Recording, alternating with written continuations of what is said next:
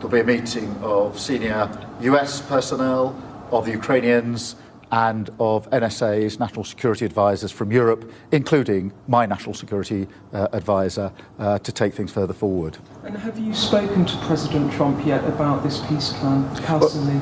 I talk to President Trump frequently, and I'm expecting to talk to him again in coming days. But look, there's been a lot of discussion in the last few days at the European level with the Ukrainians. It is fast moving, as you say. I think the focus very much now is on Geneva tomorrow, and whether we can make progress tomorrow morning.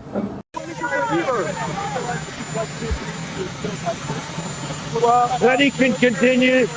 Then he can continue to fight his little heart out. This is my video update on this Sunday afternoon, November the 23rd, coming to you from Athens, Greece. Let's talk about some news. And let's start things off with the 28-point peace plan and the European leaders' reaction to the 28-point peace plan.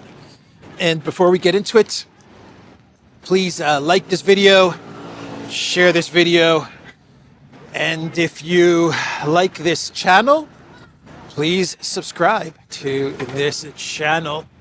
So the European reaction at the G20. European leaders are at the G20, and they are plotting and scheming and trying to figure out how to react to Trump's 28-point peace plan, which they do not like. Allegedly, they do not like it. They don't like the part about the Russian frozen assets going to the United States. That's the part that they really don't like. But we have a photo from BlackRock Mertz, the ex-account of BlackRock Mertz. He is sitting down with Stammer 008, and I believe Macron. Is that Macron? Is that little Napoleon? Yes, it is. Yes, it is. Friends, partners, allies, united in support for Ukraine. That's right. Mertz, Macron, Stammer. The big three. The E3 is what they're called, right? The E3, the European three. The unstoppable three. The three musketeers, the three Avengers. Mertz, Macron, Stammer. Yep, they're going to figure out what to do with this 28-point peace plan, how to get the United States and Trump to walk away from this plan. That's what they're going to try and figure out. They're united. They are united, those three. And Donald Tusk, not part of the big three. Oh, wow. Donald Tusk is not part of the big three, Poland, but he wants to be. He definitely wants to be part of the big three, making it the big four. He posted on X that he wants to know who actually wrote this plan. He doesn't like it. Donald Tusk does not like it. I don't like it. I don't like it. But he wants to know who wrote it. Who wrote this freaking thing? That is what Donald Tusk is asking. Everyone's wondering who wrote this plan. Was it Dmitriev? Was it Rubio? Was it Witkoff? Who wrote this thing? Was it Putin himself? Who wrote it? Kellogg. Was it Kellogg? No, it wasn't Kellogg. This is what Tusk posted. Together with the leaders of Europe, Canada, and Japan, we have declared our readiness to work on the 28-point plan, despite some reservations. However, before we start our work, it would be good to know for sure who is the author of the plan and where it was created. He doesn't only want to know who wrote it. He also wants to know where it was created. He's hinting at Russia, right? We see what you're doing there, Tusk. We see what you're hinting at, what you're implying. You're saying that the Russians wrote this in some basement in Lubyanka. In Lubyanka, the FSB, in some basement far, far below the earth. The Russians came up with this 28-point peace plan. That's what Tusk is getting at. Are we going to get into a whole Trump-Russiagate thing now? Is that where you guys are taking this? Jeez. The plan is not even that bad for the collective West. For the collective West, this is a great plan, at least for the United States. For the United States, this is a victory plan. For Russia, it's awful. For Ukraine, it's also bad. As I said in a video a couple of days ago, this plan is Ukraine capitulating to Russia and Russia capitulating to the United States. As far as the Europeans go, they're just upset because they're not going to get their hands on the Russian frozen assets. That's what they're angry about. They want those Russian frozen assets, the Europeans. And then Trump comes in and says, you know what? In my plan, the United States gets the Russian frozen assets, and the United States gets all of the energy from Ukraine, all the resources from Ukraine, and the United States works with Russia to make money on Russian energy resources. I mean, this plan for the United States, for Trump, this plan is a massive victory. It is the biggest victory that the United States, that Trump has ever pulled off. If he actually pulls off this plan, Trump, if Russia were to actually sign off on this 28-point peace plan, Trump will go down in history as the greatest negotiator ever in history. That's what I would say, because this plan, boy, is it a huge W for the U.S. The U.S. in a proxy war with Russia, and Trump comes up with this plan, and the Europeans are upset about it because the United States is basically taking the victory. They don't like that. They don't like it. The United States taking the victory. They thought they were allies with the U.S. They thought they were in this together. How come we don't get a part of this huge victory? That's what's going on here. By the way, Modi, he did attend the G20. I said yesterday that Modi was not going to attend the G20, but he did show up at the G20. So the leaders that did not go to the G20, Trump, Xi, and Putin. Modi was there. So Nigel Farage also wants to weigh in on this 28-point peace plan. He posted on X, Ukraine being asked to halve the size of its army is unacceptable. I am waiting to see a counterproposal from Zelensky's government. Yeah, right. 600,000 soldiers, an army of 600,000. That's what this plan is saying, which would make Ukraine the largest military in all of Europe. That's halving Ukraine's military, right? Okay, right. So much for demilitarization, which was the goal of the special military operation. This plan is basically saying that we're going to create the largest military in all of Europe under this 28-point peace plan. And Farage has a problem with that. Farage is still complaining. Farage wants to be accepted by the UK establishment elite. He's trying really hard to be accepted by the UK establishment elite. You see, I hate Russia too. I hate Russia just as much as Stammer and Blair and Bojo. Come on, guys, let me in the club. Stop debanking me. Stop debanking me.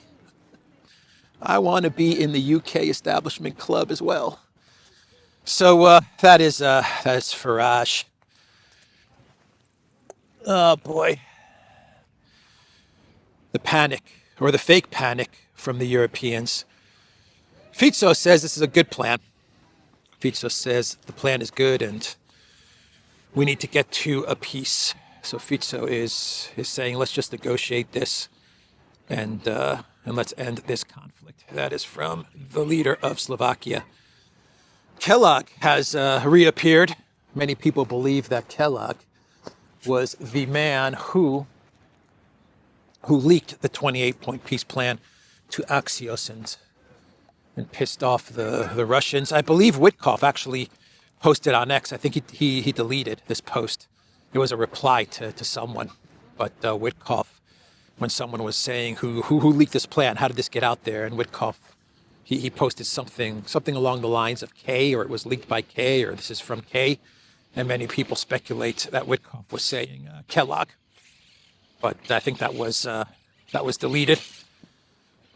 Kellogg's on his way out in January, allegedly on his way out. I don't think he's actually officially announced anything, but the reports are that Kellogg is leaving.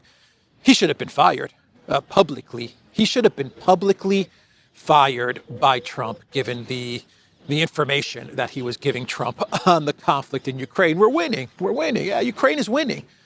We're winning, President Trump. It's a stalemate.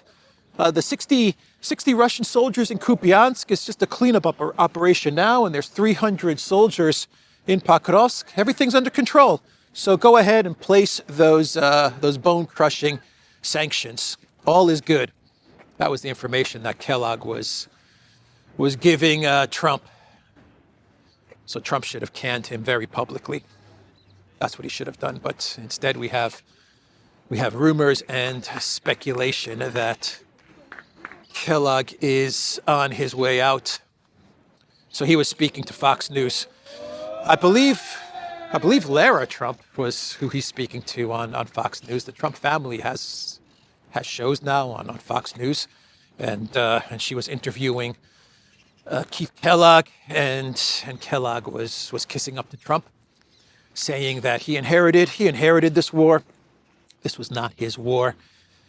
And this was Biden's war, and we're going to have elections in Ukraine, and it's going to be democratic. We're going to see the Ukrainian democracy really shine through, and he was saying all of this nonsense. That was Kellogg's return, the return of Kellogg. So what else? Let me put this coffee down somewhere.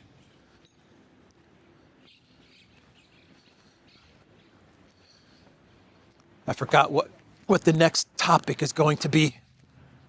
So I want to put this coffee down somewhere and see what's next on the agenda. They really fixed this up, huh?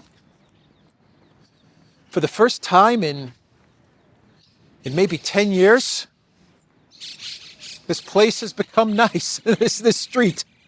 They have been tearing up this street and doing all kinds of crazy stuff here for 10 years, and it looks like they finally got it right. So, what else? The meeting between the US and Ukraine to discuss this plan. Allegedly, the deadline is on Thanksgiving for Zelensky to decide yes or no on this plan, Thanksgiving Day. And if he does not sign off on this plan, the media was reporting that the Trump White House was going to remove all intel sharing, weapons and intel sharing. Trump was asked about this from reporters, and then he kind of toned it down with the rhetoric as far as this being a hard ultimatum. He made it out as if, you know what, it's not a hard ultimatum. We're flexible on the whole Thursday thing and Ukraine's decision. So Trump is already starting to water things down a bit. He's already starting to flip-flop, right? He's in pre-flip-flop mode. He's in pre-flip-flop mode, Trump. But they're going to be meeting in Geneva. I've heard reports saying that Yermak is going to be the lead negotiator. I've heard reports saying that Zelensky's going to be there. Zelensky and Yermak, they're going to be there negotiating this with the United States, U.S. officials. I believe Dmitry Medvedev said that Yermak is going to be the lead negotiator. And it's all taking place in Geneva.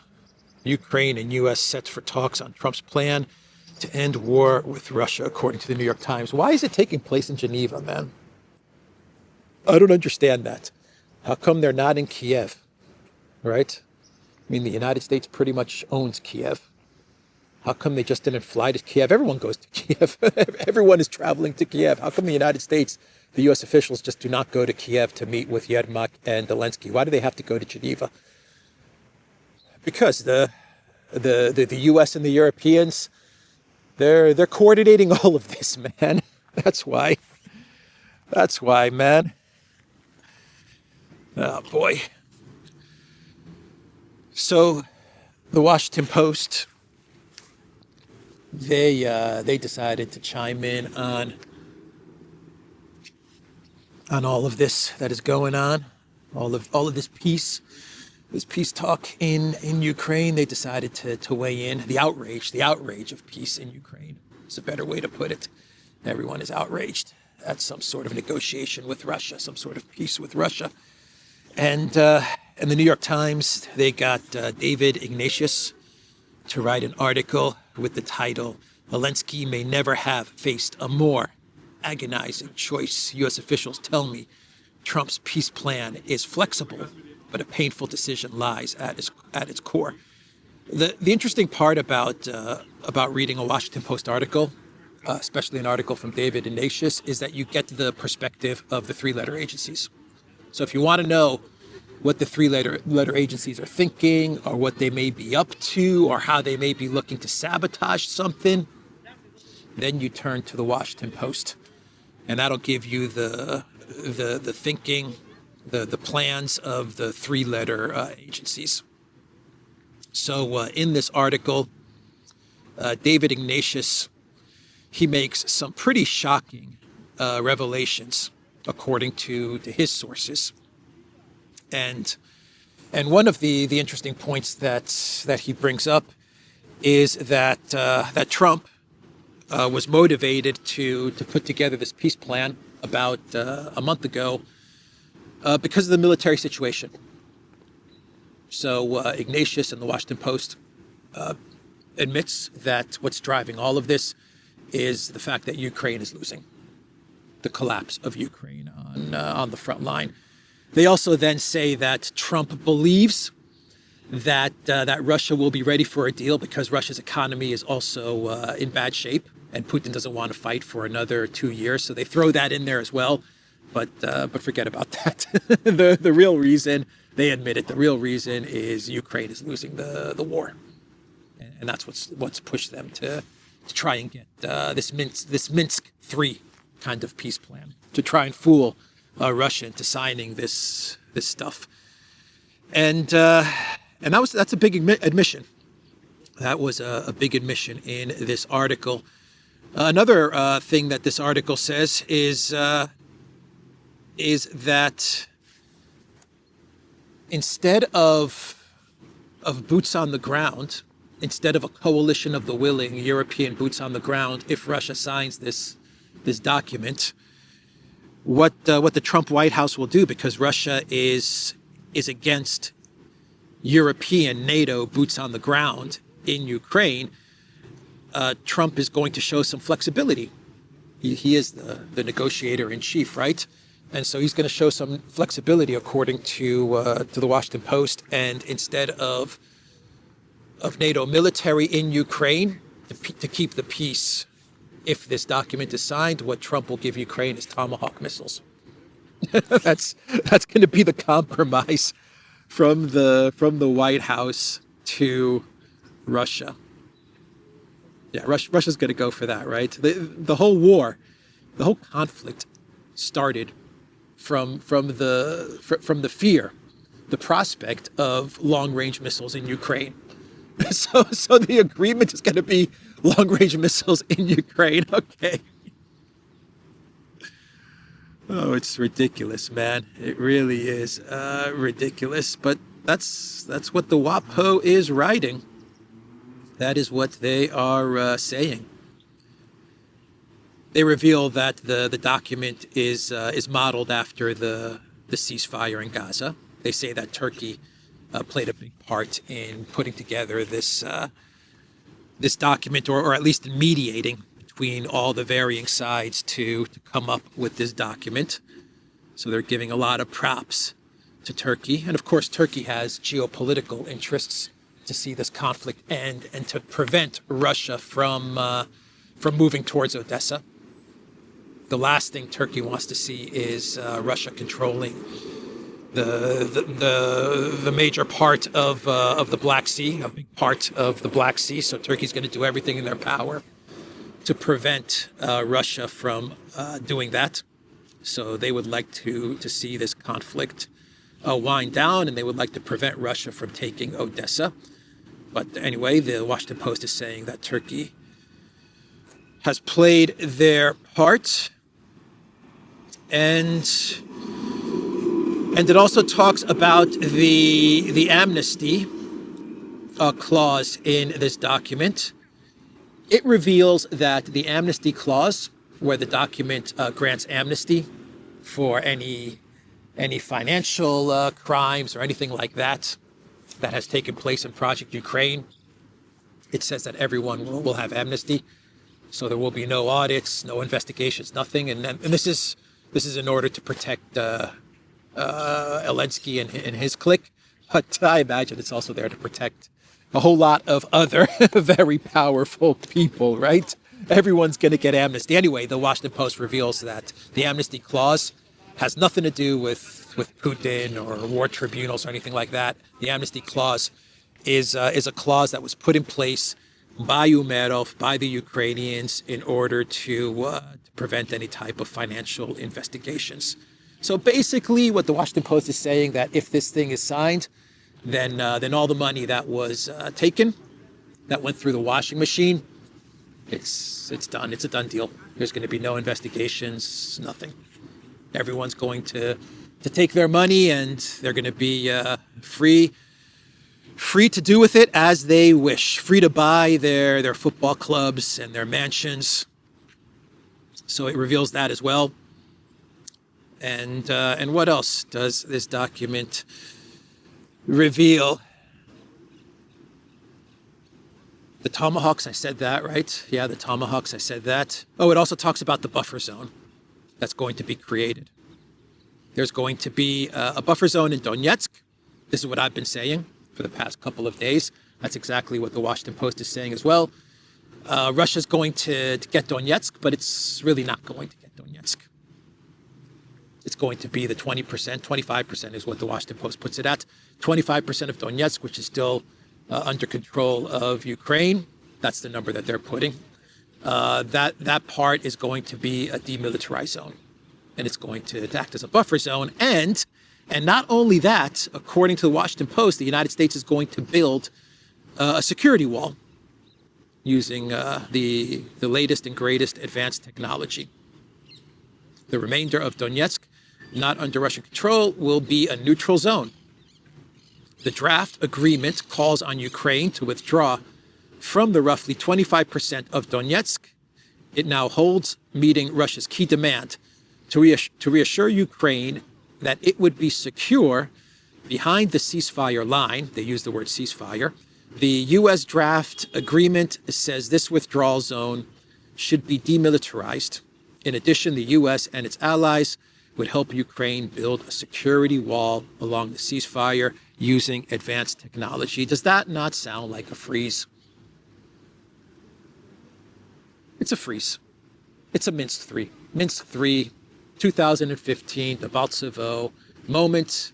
Swap out Merkel for Trump. Russia doesn't even get Donetsk. Right, one of Russia's key demands, they're saying, was all of Donbass. That was Russia's key demand.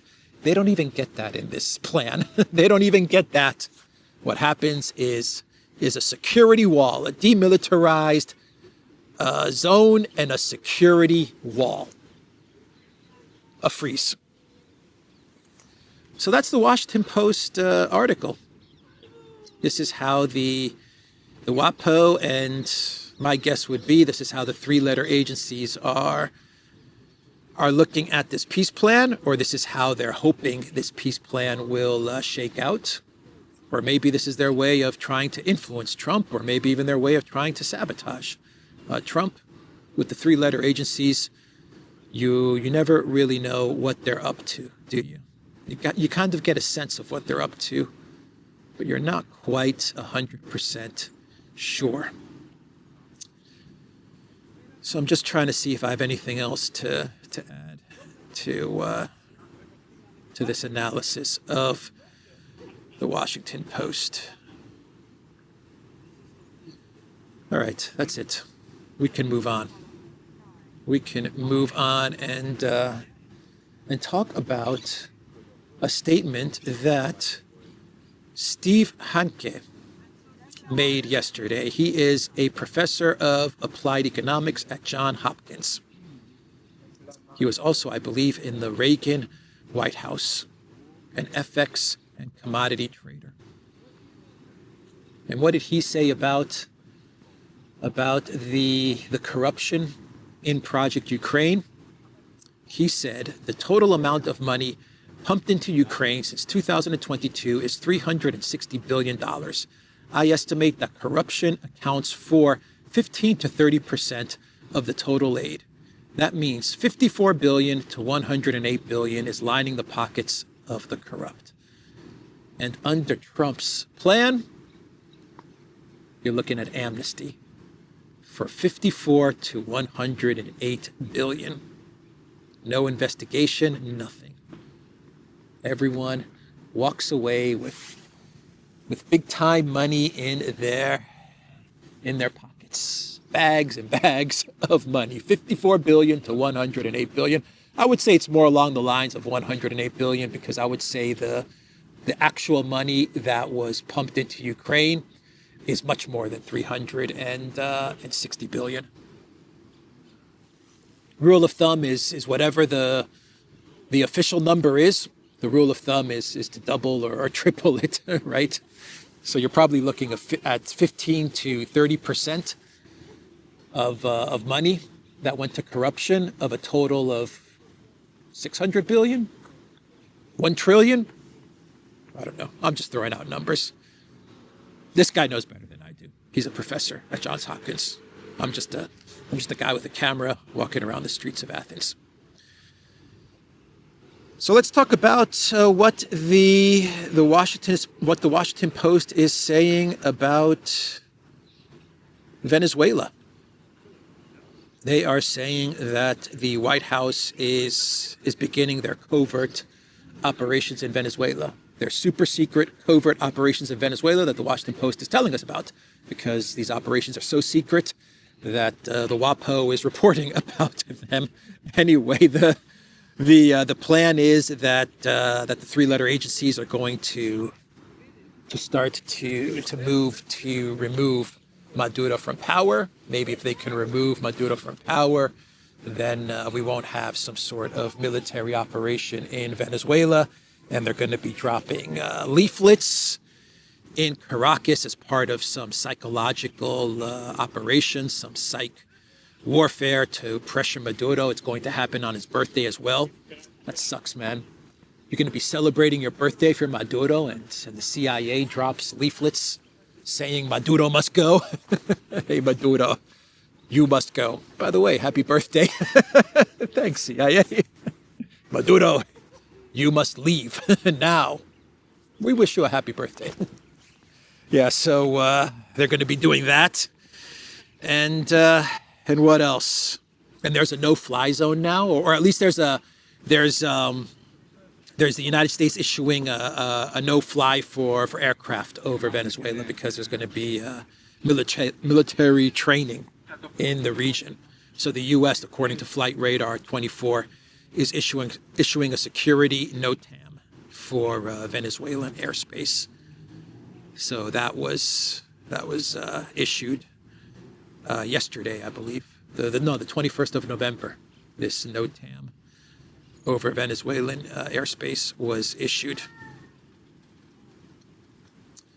According to the media, the leaflets that are going to be dropped in Caracas are expected to contain information about a reward and a reward leading to Maduro's arrest and conviction.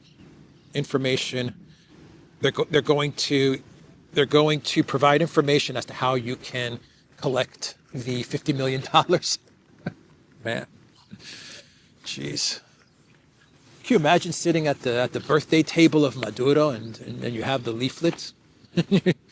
You're like, here you go, Nicholas. Here's your present. I can get $50 million. Jeez. Oh my God. What a train wreck this is going to turn out to be in Venezuela, man. What a freaking train wreck. If you don't laugh, you cry, man. You absolutely cry. Time magazine is reporting, according to the two MTG friends, close associates, Marjorie Taylor Greene, that she is indeed thinking of a presidential run in 2028. This is what Time is reporting. I've seen other analysts throw that out there as well. She may want to run for president, perhaps governor, something like that. But Trump, he posted on Truth Social, Marjorie Taylor Brown. Marjorie Taylor Brown. It's a double nickname. Not only is it Taylor to Trader, but it's Green to Brown. Trump was much better with the nicknames during his first term. Much better with the nicknames in his first term. Anyway, Marjorie Taylor Brown, because of plummeting poll numbers and not wanting to face a primary challenger with a strong Trump endorsement, where she would have no chance of winning, has decided to call it quits. Her relationship with the worst Republican congressman in decades, Tom Massey of Kentucky, also known as Rand Paul Jr. That's his nickname for Thomas Massey, I guess, Rand Paul Jr., because he votes against the Republican Party and really good legislation. Did not help her for some reason, primarily that I refused to return her never-ending barrage of phone calls. Marjorie went bad. Nevertheless, I always appreciate Marjorie and thank her for her service to our country, President DJT. I thank her for the service to our country as I ridicule and insult her. As I ridicule and insult her, I also want to say thank you for your service to our country. And I'm also going to take a jab at Thomas Massey. Tom Massey, known as Rand Paul Jr. So I'm going to take a jab at Thomas Massey and Rand Paul Jr. and Marjorie Taylor Greene, all in one Truth Social post. Unbelievable, man. Unbelievable. Anyway, let's do a clown world and we can wrap up this Sunday video. Let's go back to Venezuela and the very brave, the very peaceful, heart of gold, heart of peace, Nobel Prize winner, Maria Corina Corazon Machado. It's been revealed that she is not hiding out in Venezuela. Everyone thought that, or at least if you go by her X location, maybe her X account is being managed by someone else, but basically what's happening here is that now on X you can find out someone's location, where they're actually sending their posts, where they're tweeting or Xing or whatever it's called nowadays. It is coming from the United States, from her official X account. Her verified X account is based in the United States. Machado herself claimed she was hiding in Venezuela. So she may be in Venezuela, and maybe someone in the United States, maybe someone in Virginia, in Langley, is managing her X account. That's possible.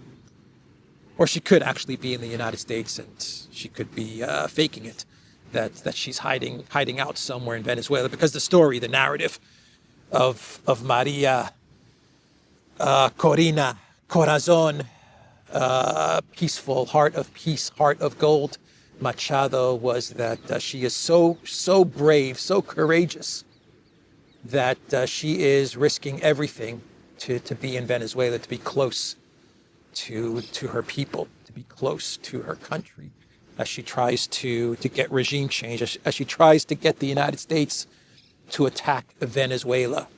She was somewhere hiding in Venezuela, and maybe perhaps, I'm not saying it is, I'm saying perhaps that's fiction, and perhaps that's just part of some story, some script being spun. She could just have a social media manager in the United States putting up all of her social media posts.